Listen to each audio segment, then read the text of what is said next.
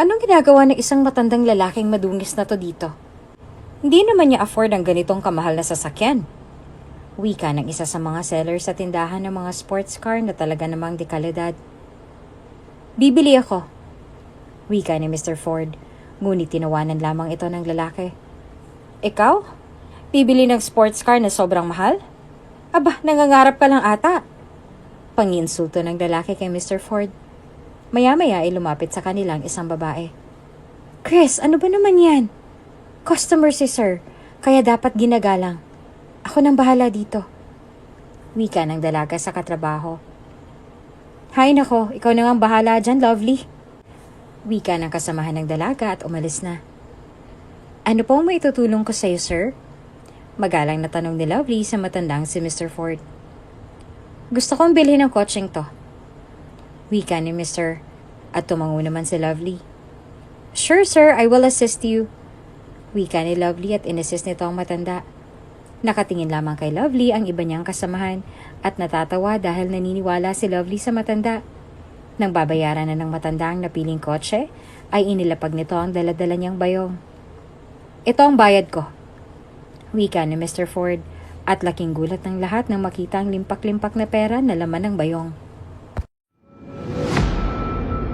Kung bago ka pa lang sa channel na ito, Ate Jane TV, huwag kalimutang pindutin ang notification bell and subscribe button. Sana po hindi naman malaking abala sa inyo ang pagpindot ng subscribe button dahil ang kapalit po nito ay ang pagsuporta para makapag-produce ng mga libreng stories sa mga channels ni Ate Jane. Maraming salamat! Mr. Ford, ito na ang mga kailangan mo. Wika ng alalay ni Mr. Ford sa kanya. Mabuti naman, sige, pakilapag na lamang dyan. Wika ni Mr. Ford at napatitig sa kanyang sarili sa salamin. Kulubot na ang mga balat ni Mr. Ford pero macho at magandang tindig ng mga tandang lalaki. Ang mundo ay sadyang mapanghusga. May ilan ng mga tao ang naglalait sa matanda at madalas pang pagtabuyan sa mga kainan at madalas mapagkamala na mahirap at pulube dahil sa simple nitong kasuotan. Ngunit sa likod ng kulubot at matandang mukha ay nakakubli ang tunay na pagkatao ni Mr. Ford. Hindi talaga matanda si Mr. Ford dahil nagpo-prosthetics lamang ito bilang matanda para makakilala ng mga tao na mababait na tunay at magustuhan siya. Hindi dahil sa yaman at panlabas na anyo. Binata talaga si Mr. Ford at naglagay lamang ito ng mga prosthetics para magmukhang matanda upang subukin ng mga taong kanyang makakasalamuha. Samantala sa kabilang banda, isang dalagang nagngangalang Lovely ay gagawin ang lahat para sa kanyang pamilya. Lovely anak, ubos ng bigas natin, baka meron ka riyan. Tanong ng ina ni Lovely sa kanya. Mahina ng ina ni Lovely dahil sa sakit nito sa puso.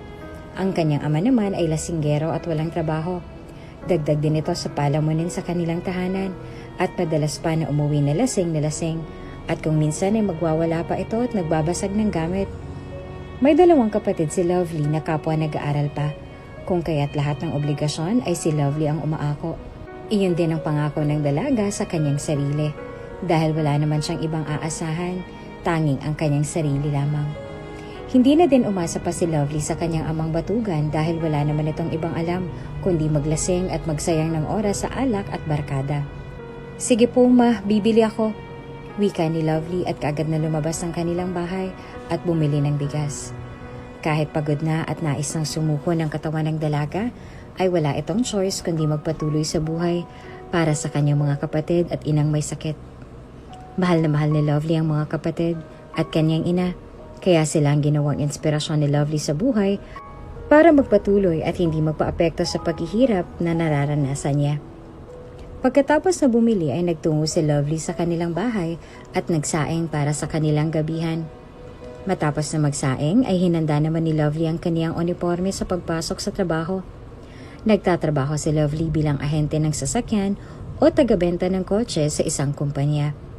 Bagamat mababa ang kita ni Lovely sa trabahong iyon ay tinitiis niya na lamang kesa mawala ng trabaho.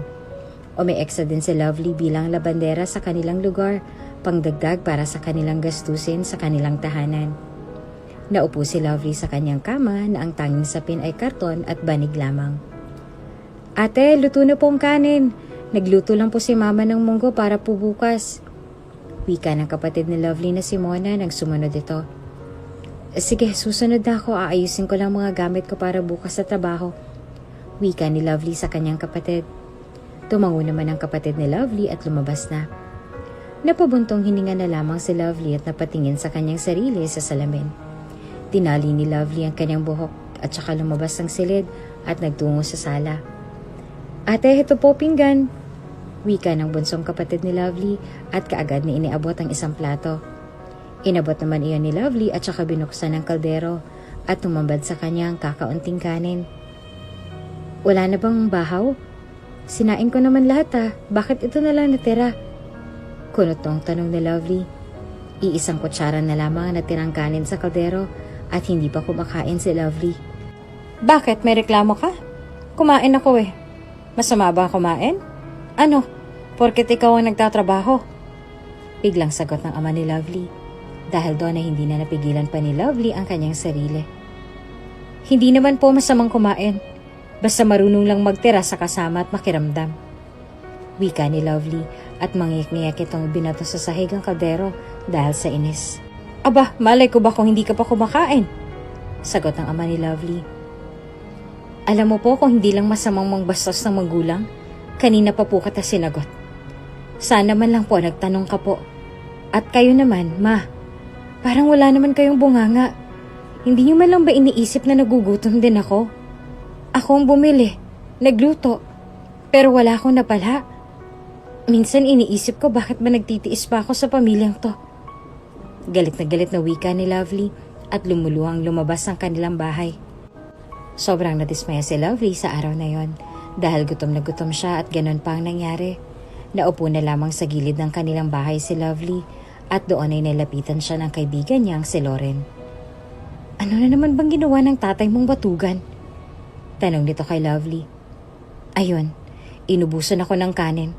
Hamakin mo yon? Hindi man lang nila naisip na may hindi pa kumakain. Tapos sinagot pa ako ng pabalang. Nagtitimpi lang talaga ako kasi kahit ganon siya, itinuturing ko pa rin naman siyang magulang ko. Kung hindi lang masamang mangbastos ng magulang, ginawa ko na. Umiiyak na wika ni Lovely. Tara sa bahay, doon na lang tayo kumain.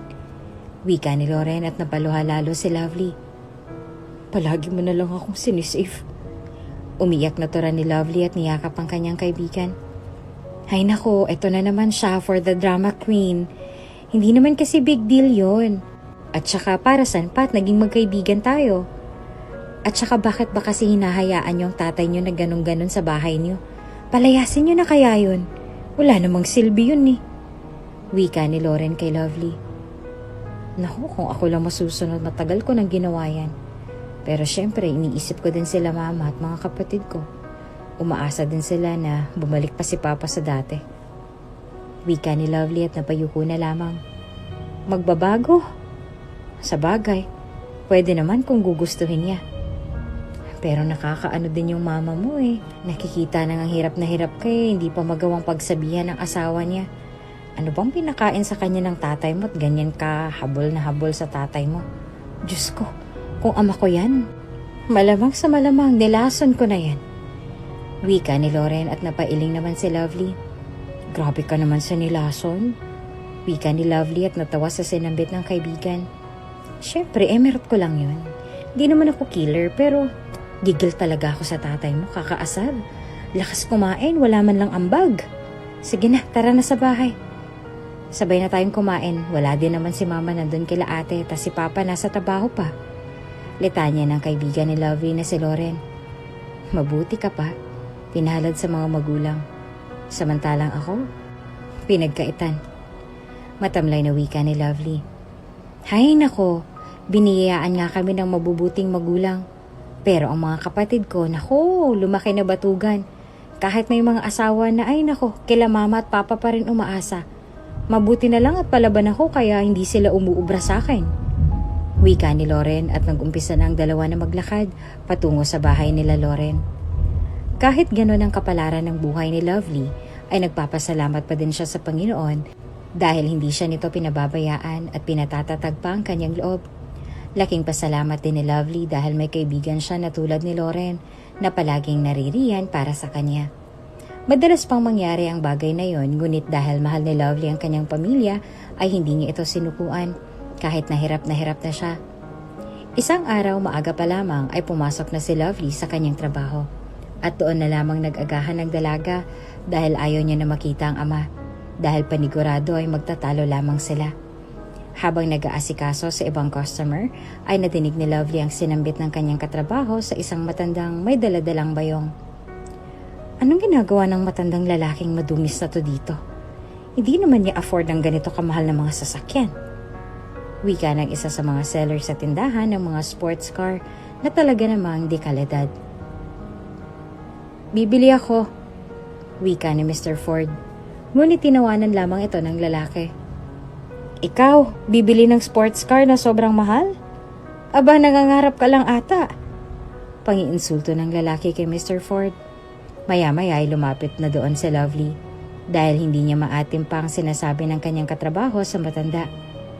Chris, ano ba yan?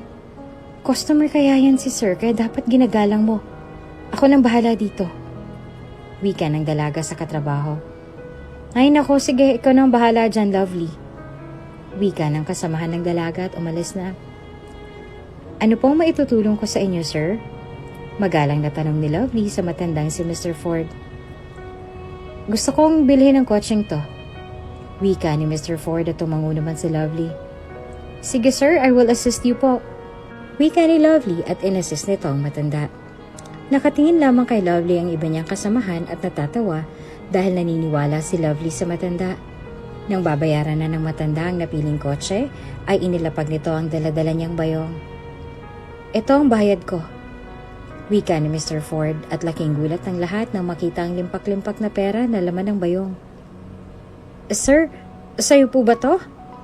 Natatarantang tanong ng manager nila Lovely at hindi makapaniwala sa kanilang nakikitang limpak-limpak na pera. Akin nga yan. Gusto kong bilhin ang kotse na yon. Basta-basta na lang kasi kayo ng mamata ng kapwa. Porket matanda at ganito ang suot ay pinag-iisipan niyo kaagad. Don't judge people based on their looks. Wika ni Mr. Ford sa mga ito at napayuko na lamang sa kahihiyan ang mga katrabaho ni Lovely. Pasensya na po sir sa inasal ng mga empleyado ko. Dito po tayo sir para pumaprocess na natin ang inyong nais bilhin.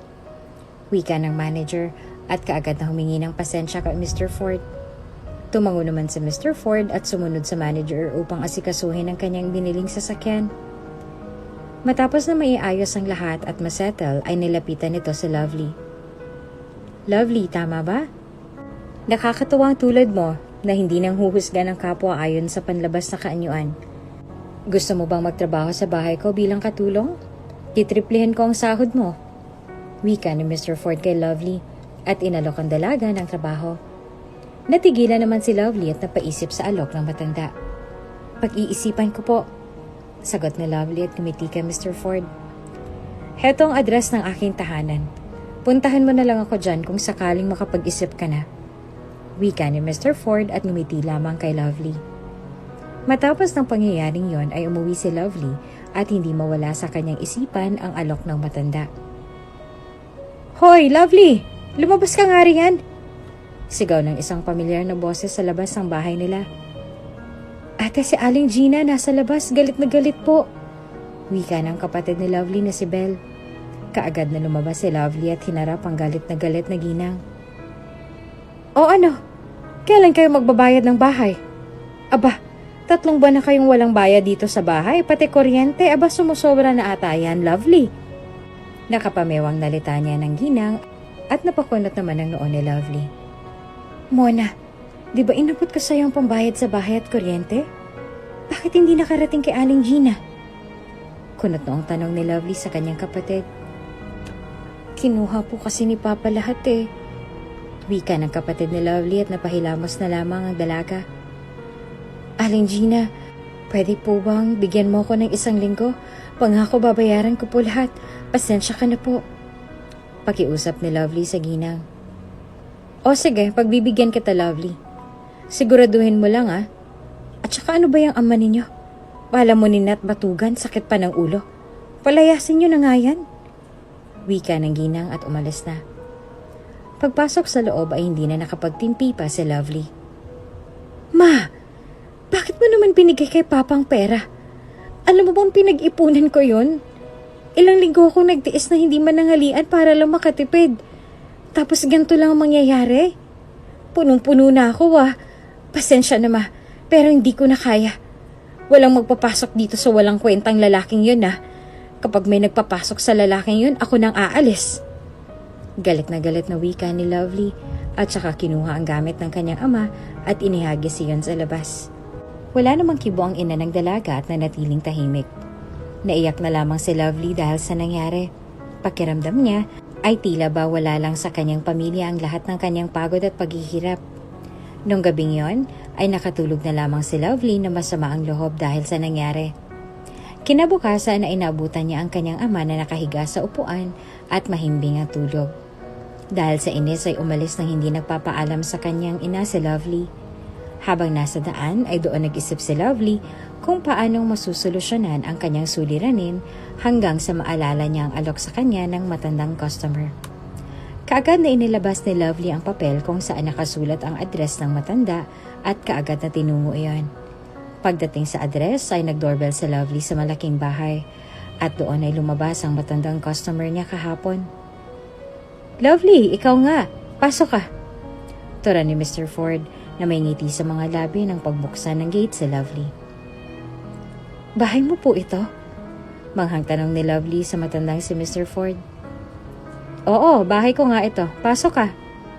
Wika ni Mr. Ford at pinatuloy si Lovely na may ngiti sa labi. Namangha naman ang dalaga sa ganda ng bahay at laki nito. Hindi makapaniwala si Lovely na ang matandang kagaya ni Mr. Ford na mukhang mahirap lamang at simple kung manamit ay may ganitong klaseng bahay. "Kamusta naman po?" "Saka nga po pala, narito po ako para dun sa trabahong alok mo po sa akin." Lakas loob na wika ni Lovely kay Mr. Ford. "Ganon ba? Aba, mabuti naman kung ganon. Sakto at kailangan ko na makakasama dito sa bahay. Kakaalis lang kasi ni Manang Teresita, umuwi na sa kanila.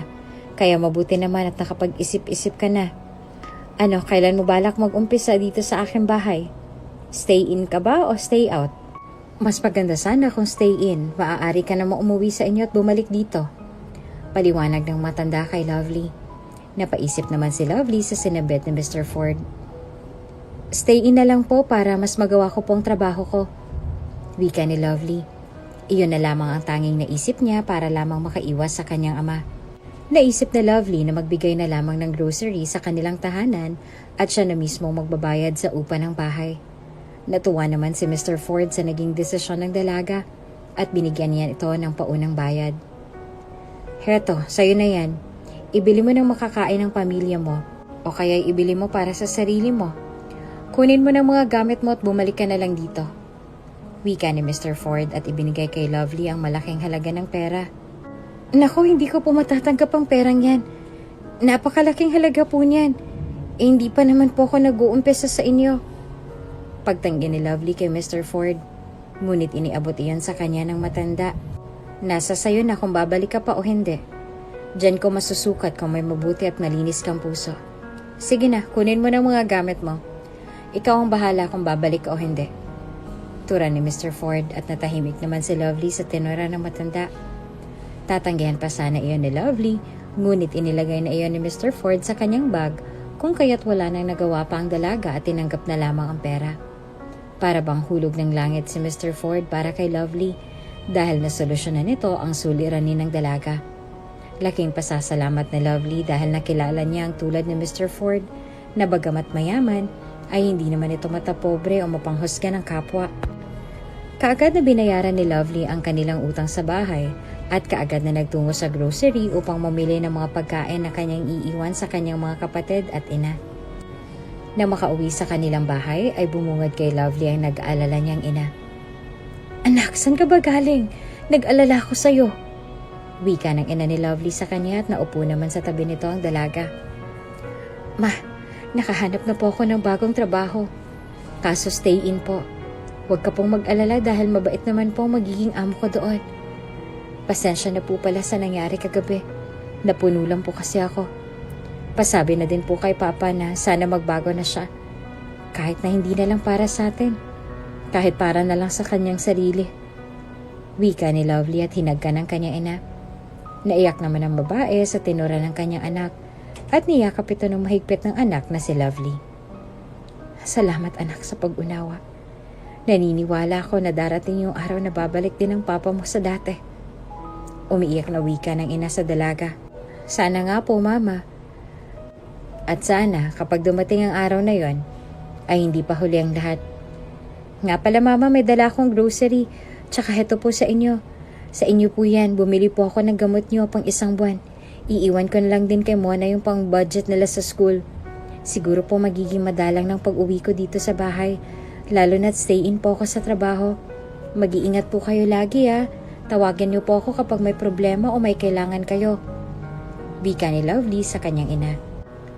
Ikaw din anak, mag-iingat ka. Delikado pa naman ang panahon ngayon. Wika ng ina ni Lovely at matamis naman ang umiti sa kanyang ina ang dalaga. Matapos na makapagpaalam sa kanyang ina ay nagtungo si Lovely sa kanilang silid at inimpake ang kanyang mga gamit na gagamitin sa pananatili sa tahanan ni Mr. Ford. Nang masigurado na naayos na ang lahat, ay umalis na si Lovely at ibinigay na sa kanyang kapatid ang pera para sa budget ng mga ito sa kanilang pag-aaral.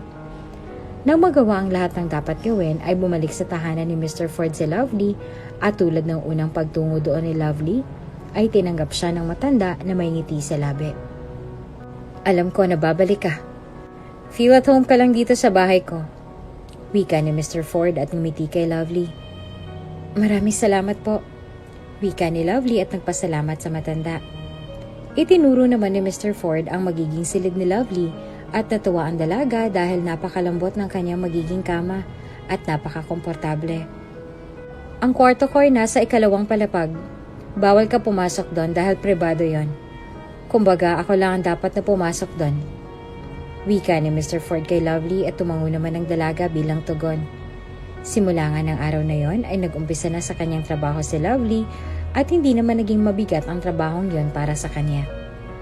Sa paglipas ng mga araw ay nagtataka si Lovely habang nananatili sa tahanan ni Mr. Ford dahil may mga larawan na nakadisplay doon ng isang gwapong binata na hawig ni Mr. Ford para bang pinabatang version ng matanda. Hindi naman napigilan ni Lovely ang kanyang sarili na hindi mag-usisa sa matanda.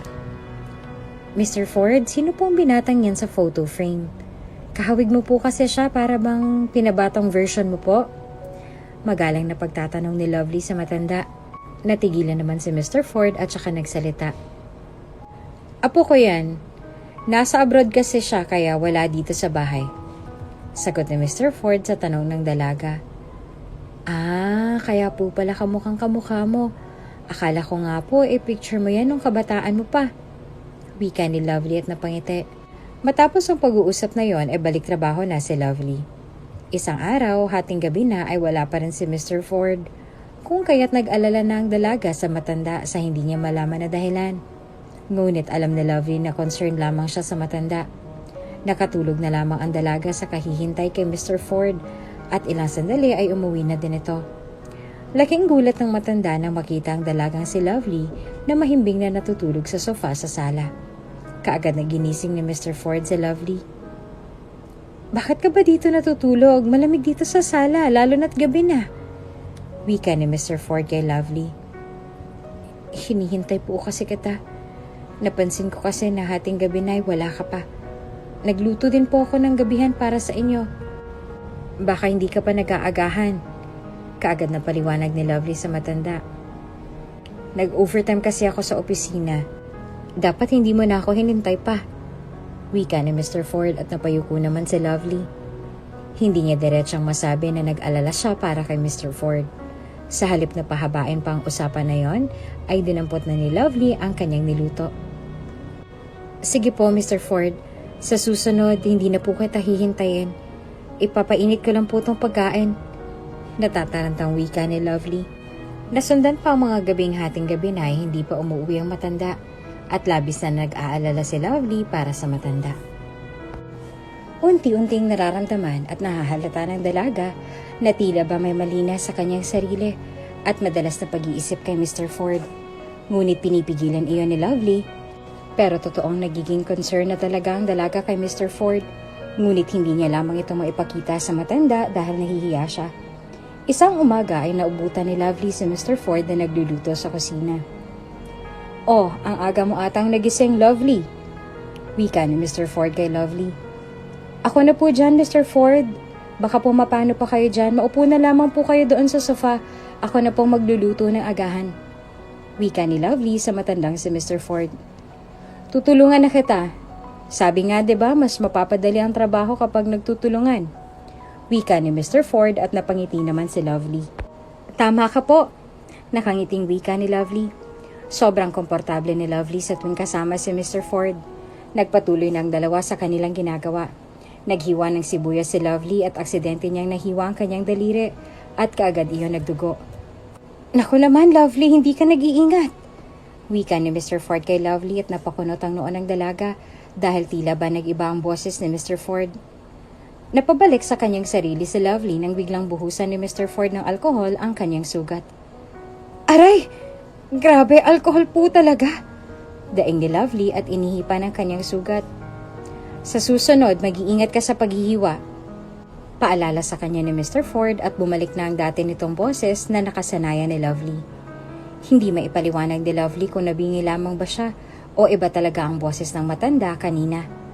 Ngunit isinawalang bahala na lamang iyon ni Lovely at nagtuon na lamang sa pagluluto. Ilang beses pa halos muntik na mahuli ni Lovely na hindi talaga matanda si Mr. Ford pagtanggal nito ng prosthetics. Isang gabi, nagising na lamang si Lovely sa kalagitnaan ng kanyang pagtulog at nauhaw ito. Pagbaba niya ay nakita niya na may isang lalaking nakatayo sa kusina. "Mr. Ford?" Kunot noong tawag ni Lovely sa matanda, ngunit hindi niya maaninag ang mukha nito dahil madilim. "Ako nga ito, Lovely. Bakit gising ka pa?" Pagpapanggap ni Mr. Ford at laking pasasalamat niya dahil madilim na sa mga oras na yon. Bahagya itong nakaramdam ng kaba dahil hindi niya suot ang prosthetics, kung kaya't ang anyo ng pagiging matanda ay wala, kundi ang makikita ang tunay na anyo ng binata. "Gusto mo po bang buksan ko ang ilaw?" tanong ni Lovely at kaagad na pinigilan ni Mr. Ford. "Huwag na," mabilis sa sagot ni Mr. Ford at kaagad na umalis sa lugar na yon, bago pa malaman ni Lovely ang kanyang sekreto. Nagtaka naman si Lovely sa ikinilos ni Mr. Ford, ngunit hindi na lamang niya pinansin ang bagay na yon. Matapos na uminom ng tubig ay bumalik na muli sa kanyang silid si Lovely at natulog. Kinabukasan ay maagang nagising ang dalaga. Naganda kaagad ng agahan si Lovely para sa kanila ng matandang si Mr. Ford, ngunit hindi pa din bumababa ang matanda. Dahil doon ay nag-alala na si Lovely para sa matanda, kung kaya't kaagad na nagtungo sa silid ng matanda si Lovely at kumatok doon. "Mr. Ford, ayos ka lang po ba?" Katok ni Lovely, ngunit walang nakuhang sagot si Lovely mula sa matanda. Wala nang nagawa si Lovely kundi pumasok sa loob ng silid. Ngunit bubuksan pa lang ng dalaga ang pinto ay bumukas na iyon at napasubsob si Lovely sa dibdib ni Mr. Ford. "Oh, Lovely, anong ginagawa mo dito?" Taas kilay na tanong ni Mr. Ford kay Lovely. Namula naman ang pisngi nito dahil sa kahihiyan na naramdaman. "Nag-aalala po kasi ako sa iyo. Akala ko po kung ano nang nangyari sa inyo," paliwanag ni Lovely. Ngumiti naman si Mr. Ford at saka nagturan. "Nag-aalala ka sa matandang katulad ko?" Nakangiting tanong ni Mr. Ford kay Lovely. Mas lalong namula si Lovely sa naging tanong sa kanya ng matanda. Opo. Siyempre naman kasi amo po kita. At saka kapag may nangyari sa inyo, panigurado mayayari ako dahil dalawa lang tayo dito sa bahay." Nauutal na palusot ni Lovely. Ngumiti naman si Mr. Ford at saka nauna na sa dalaga na bumaba. Napabuntong hininga naman si Lovely sa pangyayaring iyon. Nagsoshow ng concern si Lovely kay Mr. Ford at nahahalata iyon na matanda, ngunit wala lamang itong kibo dahil alam niya na mabuting tao lang talaga si Lovely at malamang ang tingin lamang sa kanya ng dalaga ay nakakatandang kapamilya. Hindi rin maintindihan ni Lovely ang kanyang nararamdaman.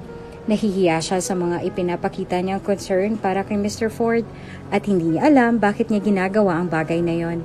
Sa totoo lamang ay grabe din ang concern sa kanya ni Mr. Ford at protective ito sa kanya, ngunit hindi lang nagpapahalata ang matanda. Madalas sa tuwing nangangailangan ang dalaga ay palaging binibigyan ni Mr. Ford ng pera ang dalaga sa tuwing nangangailangan ang dalaga at ang kanilang pamilya. "Aalis ka ngayon, Lovely?" tanong ni Mr. Ford kay Lovely. Bihis na bihis kasi ang dalaga. Mr. Ford, dadalawin ko po sana ang pamilya ko ngayon. Pwede naman po, di ba? Wika ni Lovely kay Mr. Ford. Pwede ba akong sumama sa'yo? Gusto ko sanang makilala ang pamilya mo. Wika ni Mr. Ford at naubo naman si Lovely dahil sa sinabi ng matanda. Nako, madumi doon sa amin. Palusot ni Lovely. Ayos lang, sanay ako sa ganon. Wika ni Mr. Ford. Kung ano nang palusot ang sinabi ni Lovely kay Mr. Ford, ngunit tila ba walang talab ang mga iyon. Sa huli ay walang nagawa si Lovely kundi isama ang matanda sa kanilang komunidad. Nakakotsyeng nagtungo doon si Lovely at pinagtitinginan siya ng mga tao doon. Abay, kaya naman pala asensado eh. Tingnan mo yung panganay na anak, kapit patalim. Bulong ng isa sa mga kapitbahay nila Lovely. Pinagtitinginan si Lovely at Mr. Ford sa komunidad ni Lovely at nagbubulong-bulungan ang mga ito. Nakapit patalim daw sa matandang lalaking boss ang dalagang si Lovely kahit na wala naman talaga silang alam sa mga nangyayari. Hindi na lamang iyon pinansin pa ni Lovely dahil ayaw niya na makita sa komunidad nila na ginagamit lang niya ang matandang si Ford dahil sa pera. Dahil para kay Lovely ay concern lamang siya sa matanda. Ngunit dahil mapanghusga ang mga tao, ay iba ang pumapasok sa mga isipan ng mga ito. Mama, si Mr. Ford po, amo ko. Pakilala ni Lovely kay Mr. Ford sa kanyang ina. Naku, maupo ka po Mr. Ford. Ikinagagalak po namin kayong makilala. Wika ng ina ni Lovely at matamis na ngumiti sa matanda. Dumating naman ang ama ni Lovely at laking gulat niya nang makita ang kanyang ama na maayos ang gupit ng buhok. Nakabihis ito ng pangtrabaho at higit sa lahat ay hindi ito lasing. Papa, andyan na po si Ate Lovely. Maligayang wika ni Mona sa kanyang ama at kaagad naman na tumayo si Lovely at nagmano sa kanyang ama. Pwede pa tayong mag-usap mamaya anak? Wika ng ama ni Lovely at hindi alam ni Lovely kung maiiyak ba siya o matutuwa dahil sa pagbabago ng kanyang ama. Oo naman po, Papa. Nga po pala, Mr. Ford. Papa ko nga po pala. May pagmamalaking papapakilala ni Lovely sa kanyang ama. Hello po. I'm glad to meet you all. Nakangiting wika ni Mr. Ford sa mga ito. Nagkwentuhan pa ang mga ito hanggang sa nauna nang mauwi si Mr. Ford at naiwan doon sa kanilang tahanan si Lovely. Hinanap niya ang kanyang ama ngunit wala ito sa loob ng kanilang bahay. Ate, Mama! Si Papa nakikipag-away dun sa kanto! Sigaw ng kapatid ni Lovely at kaagad na nagtungo ang mga ito sa kinaroroonan ng ama ni Lovely. Ayus-ayusin mo ang tabas ng bibig ninyo. Hindi malandi ang anak ko. At hindi katulad nyo na walang patutunguhan ng buhay. Inggit lang kayo kaya kayo ganyan. Sigaw ng ama ni Lovely sa mga ito. Papa, hayaan mo na lang sila. Wala naman din tayong mapapala kung papatulan natin ang mga yan. Awat ni Lovely sa kanyang ama at umuwi na ang mga ito. Pag-uwi sa tahanan ay nagkausap ng mag-ama at labis na humingi ng pasensya ang ama ni Lovely sa kanya. Matapos noon ay bumalik na sa mansyon ni Mr. Ford si Lovely na may ngiti sa labi. Habang tumatagal ay unti-unting nahulog si Lovely kay Mr. Ford at ganun din ang matanda. Isang araw naisipan ng matanda na itest si Lovely kung tunay nga ba ang pinapakita nito sa kanya upang masigurado na hindi nga siya nagkamali ng babaeng kanyang iibigin. One time, nagkunwari si Mr. Ford na kanyang apo. Hindi siya naglagay ng prosthetics at nagkunwari na galing abroad. Lovely, tama ba? So ikaw palang kasama ni Lolo dito sa bahay niya. Wika ni Mr. Ford. Nagpanggap si Mr. Ford bilang apo at ipinakita sa dalaga ang tunay niyang anyo. Ah, ikaw pala yung apo ni Mr. Ford. Nasaan ang lolo mo? Kailan ka pa dumating? Tanong ni Lovely sa binata. Umalis si Lolo. Wika ng binata. Kumain ka na ba? Ipagluluto kita. Wika ni Lovely at naiilang na lumayo sa binata. Huwag na, busog pa naman ako. Dito na lang tayo. Madami din akong gustong itanong sa'yo. Wika ng binata na tila ba nilalandi si Lovely. Pasensya na, madami pa akong gagawin. Wika ni Lovely at mabilis na umalis. Pakiramdam niya ay tila ba may kung ano sa binata at hindi iyan maatim ni Lovely kung kaya't umalis ito doon. Lalo na't alam niya na si Mr. Ford na ang laman ng kanyang puso. Doon napatunayan ni Mr. Ford na hindi lang pera ang habol sa kanya ni Lovely at totoong concern sa kanya ang dalagang si Lovely. Matapos na subukin ng dalaga, ay bumalik na si Mr. Ford sa matandang version niya. Ilang beses pa na sinubukan ni Mr. Ford si Lovely hanggang sa hindi na napigilan pa ni Lovely ang kanyang damdamin. Pasensya ka na. Hindi ako manhid pero Kasi may mahal na akong iba. At yun ang iyong lolo. Mahal ko na talaga yung si Mr. Ford dahil sobrang bait pero natatakot ako na i-judge ako. Kami. If ever man na pareho kami ng nararamdaman at ikasal kami, magka-prenup, hindi yaman ng lolo mo ang habol ko. Dahil mahal ko talaga siya, kaya pasensya ka na. Pag-amin ni Lovely sa binata, napatango naman ang binata. Bakit hindi mo yan sabihin kay lolo?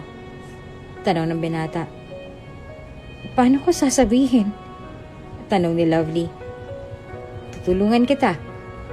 Pagkukunwari ni Mr. Ford. Doon ay kunwaring nag-set ng date ang binata para kay Lovely at sa kanyang lolo. Ngunit iyon na pala ang gabing ipapaalam niya ng totoo sa dalaga. Mr. Ford? Tawag ni Lovely sa matanda. Matamis na ngumiti si Mr. Ford kay Lovely. Sinabi na sa akin lahat ng aking apo, Lovely. Pareho tayo ng nadarama para sa isa't isa. Wika ni Mr. Ford at lumuhod sa harapan ng dalaga. Ano to, Mr. Ford? Naluluhang tanong ni Lovely sa matanda. Mr. Ford pa din bang itatawag mo sa akin kahit na ikasal na tayo? Tanong ng matanda. Siyempre hindi na. Nakangiting wika ni Lovely. Lovely, I know you a lot. Lahat ng bagay patungkol sa iyo ay inalam ko. Ngayon na alam ko na ang tinitibok ng puso mo, ay wala na akong sasayangin na sandali. Dahil baka maagaw ka pa sa akin. Lovely, will you marry me? Litanya ni Mr. Ford at inilabas ang maliit na kahon na naglalaman ng singsing. Naiyak naman sa puntong yon si Lovely. Yes! Handa na akong tanggapin ang lahat ng sasabihin nila. Wala na akong pakialam kahit na pag-isipan pa nila ako ng masama. Wika ni Lovely at doon ay tumayo si Mr. Ford at saka nagturan. Bago ko isuot ang singsing na to, nais ko lamang ipakita sa iyo ang tunay kong pagkatao. Wika ni Mr. Ford at saka tinanggal ang prosthetics nito. Laking gulat ni Lovely na makita ang tunay na mukha ni Mr. Ford. Iisa lang kayong dalawa? Gulantang na tanong ni Lovely kay Mr. Ford. Doon ay sinabi ni Mr. Ford ang totoo. At kahit na ganun pa man na nagsinungaling ang binata patungkol sa kanyang totoong pagkatao, ay nagpakasal pa din si Lovely kay Mr. Ford. Naging masaya ang mga ito at namuhay ng masaya nang magkasama. Kung bago ka pa lang sa channel na ito, Ate Jane TV, huwag kalimutang pindutin ang notification bell and subscribe button. Sana po hindi naman malaking abala sa inyo ang pagpindot ng subscribe button dahil ang kapalit po nito ay ang pagsuporta para makapag-produce ng mga libreng stories sa mga channels ni Ate Jane. Maraming salamat! Anong ginagawa ng isang matandang lalaking madungis na to dito?